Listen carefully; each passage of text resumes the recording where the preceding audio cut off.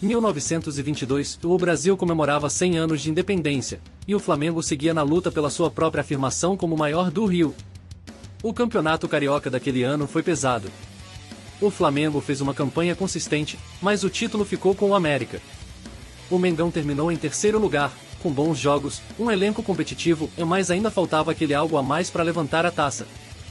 Foi um ano de transição. Alguns ídolos dos primeiros anos começaram a se despedir e novas caras promissoras estavam chegando.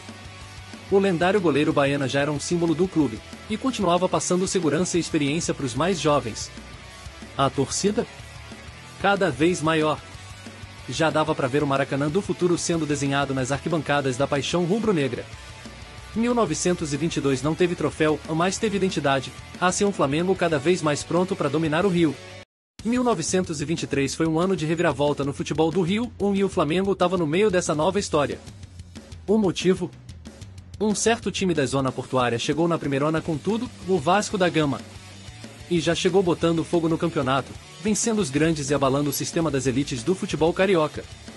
O Flamengo até fez bons jogos, mas não conseguiu segurar a pressão da temporada. O título ficou com o Vascão, em sua estreia na elite. O rubro-negro terminou o Carioca em quarto lugar. Um desempenho regular, mais longe do que a torcida esperava. Nos bastidores, o ano também marcou o início de uma nova rivalidade quente no Rio, em Flamengo x Vasco, que logo viraria um dos maiores clássicos do Brasil. E o Mengão? Observando, aprendendo e se preparando para dar o troco nos próximos anos. 1923 entrou para a história como o início de uma nova era no futebol carioca, e o Flamengo estava lá, firme e forte como sempre. 1924 foi diferente de tudo. O futebol carioca entrou em guerra, e o Flamengo estava no olho do furacão. Depois da chegada do Vasco e das tensões com clubes da elite, o clima esquentou, e parte dos clubes decidiu abandonar a liga oficial. Nascia a AMEA, a Associação Metropolitana de Esportes Atléticos. E o Flamengo foi um dos líderes dessa nova liga. Enquanto isso, o campeonato carioca ficou dividido, de um lado, a Liga Nova com Flamengo, Fluminense e Botafogo. Do outro, Vasco e América seguiram na Liga Antiga. Na bola, o Mengão fez uma campanha forte, mas o título da AMEA ficou com o Fluminense. O Flamengo terminou em segundo lugar, com um time competitivo e uma torcida cada vez mais apaixonada. 1924 foi o ano em que o futebol carioca rachou, mas também provou que o Flamengo não tem medo de lutar pelo que acredita. 1925 foi o ano em que o futebol carioca tentou virar a página, e depois da Guerra das Ligas de 1924, era hora de tentar unir de novo os grandes clubes do Rio. Mas a unificação completa ainda não rolou. A AMEA seguiu com sua própria competição, e o Flamengo continuou firme nela. Dentro de campo, o Mengão fez uma campanha sólida. O time era entrosado, experiente, e mais uma vez brigou entre os primeiros. O Flamengo terminou o campeonato da AMEA em terceiro lugar, atrás de Fluminense e Botafogo.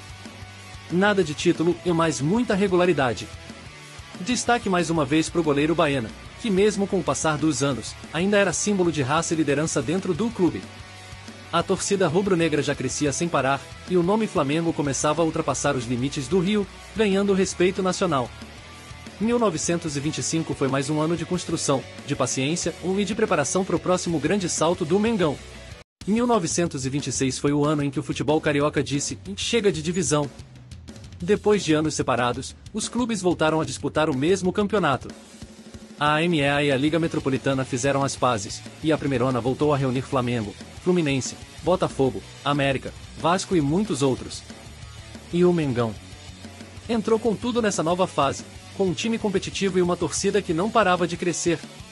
O Flamengo fez uma boa campanha e terminou o campeonato carioca em terceiro lugar, mais uma vez atrás do Fluminense e do São Cristóvão, que surpreendeu e ficou com o título. Mesmo sem o troféu, o rubro-negro se manteve entre os grandes e mostrou que continuava forte dentro e fora de campo. 1926 foi um ano de reconstrução, união e de reforçar que o Flamengo sempre esteve entre os protagonistas do futebol carioca. 1927 começou com o Flamengo de olho em uma missão, voltar ao topo do Rio de Janeiro. Com a Liga unificada desde o ano anterior, o campeonato carioca ficou ainda mais difícil, e o nível de disputa foi lá em cima. O Mengão apostou em alguns nomes novos, reformulou parte do time e tentou encontrar o equilíbrio entre juventude e experiência. Mas o resultado dentro de campo ficou abaixo do esperado, o Flamengo terminou o campeonato em quinto lugar. Quem levou a taça foi o São Cristóvão, de novo. Sim, o mesmo time que tinha surpreendido em 1926 e que voltou a brilhar naquele ano. Mesmo com a decepção, o Flamengo seguia entre os gigantes. A estrutura do clube crescia, a torcida era cada vez mais numerosa e a paixão rubro-negra só aumentava. 1927 não teve taça, mas teve lição e às vezes, é preciso ajustar as velas antes de alcançar o vento certo. 1928 é mais um ano de luta pro Mengão. O time queria voltar a brigar pelo título carioca, mas a disputa estava cada vez mais acirrada. O elenco teve reforços e uma pegada mais ofensiva, com jogadores jovens ganhando espaço no time titular. O Flamengo fez uma campanha mais sólida que a do ano anterior e conseguiu melhorar sua posição na tabela e terminou em quarto lugar no Carioca. Quem levou o título foi o América, que fez uma campanha regular e aproveitou os vacilos dos rivais diretos. O goleiro Amado e o atacante Dário marcaram presença no time do Mengão, que apesar de não levantar a taça, manteve sua força e tradição entre os grandes do Rio.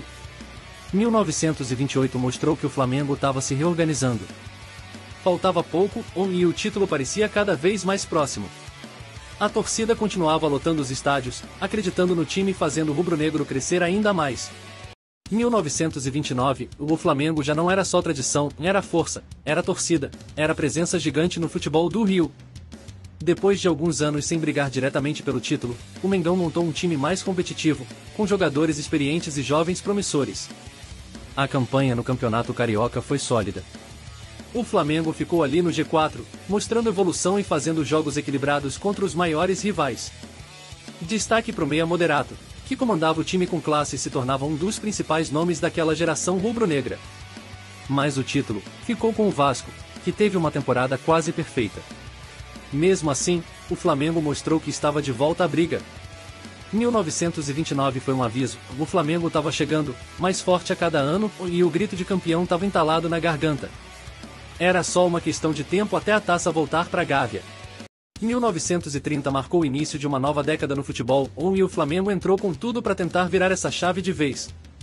Enquanto o mundo acompanhava a primeira Copa do Mundo no Uruguai, o Mengão seguia batalhando no Campeonato Carioca com raça e tradição. O elenco rubro-negro estava mais entrosado, com nomes como Moderato, que foi convocado para a seleção brasileira e jogou a Copa representando o Flamengo. Sim, o Flamengo esteve presente na primeira Copa do Mundo da história. No Cariocão, o Mengão fez uma campanha decente, terminando na parte de cima da tabela, mas o título ainda não veio. Ele ficou com o Botafogo. Mas uma coisa era certa, o Flamengo estava mais forte, mais respeitado e cada vez mais perto de voltar a levantar taça. 1930 foi o pontapé inicial de uma nova era rubro-negra, e o grito de campeão estava amadurecendo. 1931 chegou com o Flamengo cada vez mais forte, mais organizado e mais temido no futebol carioca. O time misturava veteranos como Moderato, que ainda era referência, com jovens promessas que começavam a aparecer com personalidade. O Mengão brigou em cima da tabela durante todo o campeonato, mas ainda não foi dessa vez. O Flamengo terminou o Carioca de 1931 em terceiro lugar, atrás de América e Botafogo, que ficou com a taça.